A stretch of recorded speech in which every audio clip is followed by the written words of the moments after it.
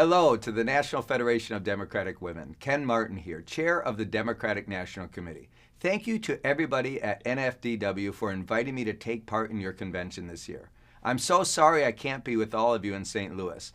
Now I want to give a special thanks to President Barbara Faison as well as the NFDW officers and members. Also a shout out to DNC members Virgie Rollins and Joanne Sullivan and our incredible Vice Chair Raina Walters-Morgan. You know, I've been at this job now for 4 months, and one thing about it, there's no transition. You don't get to wait for a swearing in or for a new Congress to begin. As soon as the votes were tallied, I started. I got my key card, my logins, and my new email. I showed up to the office on Monday and I got to work. The rest of my life, of course, was still back in Minnesota, but as I said to the folks around me, we don't have the luxury of time. And here's something I learned really fast after becoming chair. A lot of people in D.C. just want to win the argument. Well, not me. I want to do the same thing you want to do, which is win elections. And here's the thing about elections. They aren't won in D.C. They're won by all of you. So we got on the road to start winning right away. I think I've been to nearly 20 states at this point. And we said we're not going to wait for 2026. Let's win right now.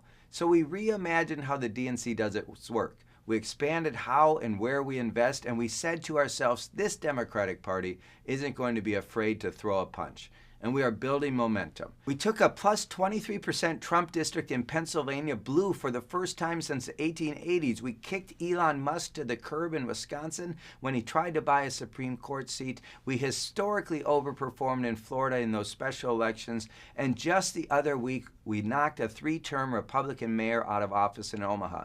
And just the other day, 24-year-old Keyshawn Scott crushed his Republican opponent by 41 points to win a special election state House seat in South Carolina. Now, that's a 36-point overperformance compared to November. Now, some people might not think every race matters, and I'm not one of those people.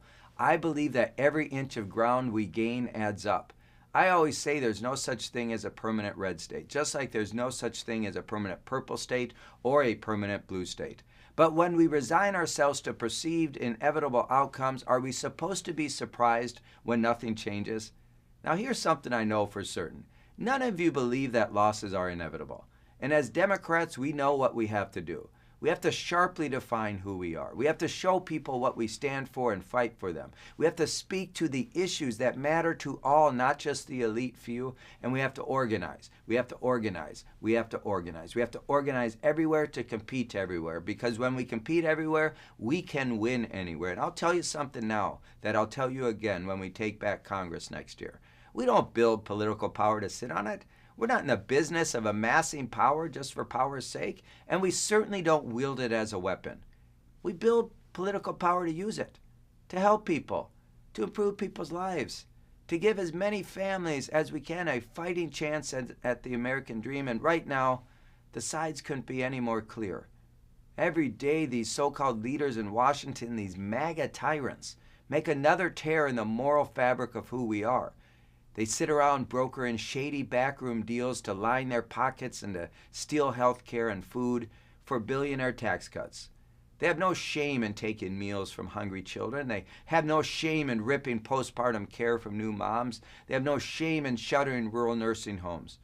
They have American citizens right now looking over their shoulders, afraid that federal goons are going to zip tie their hands, round them up, and ship them off to a foreign gulag. They curry favor with our adversaries. They take bribes from foreign governments and betray our most steadfast and long-standing allies. They even smirk at their own corruption and threaten anybody who doesn't kiss the ring.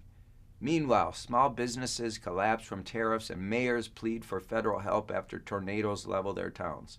Our job as Democrats is to chase them down with all of our energy, every fiber of our being and every single breath. We have to stand on our values because we're not just fighting for Democrats. We're fighting for every person in this country, every family and every community. And I know you have women from every part of the country coming together right now to organize. That's exactly what our party needs. We need your grassroots strength mobilizing all of us and ultimately leading us to victory between now and next year. We're all fighting these days, especially all of you. But how do we make sure that our words like fight, don't become hollow? Now, I don't have a simple answer, but I will challenge myself and offer a challenge to all of you and to our party. We have to meet the potency of our words with twice as much hard work in the political trenches between now, the midterms, and beyond. Now, I know you're already in those trenches. Thank you for everything you do. We need you now more than ever, and I look forward to hearing how the convention goes, and I'm excited to be your partner at the DNC. Keep on fighting, keep the hope, keep rolling up your sleeves.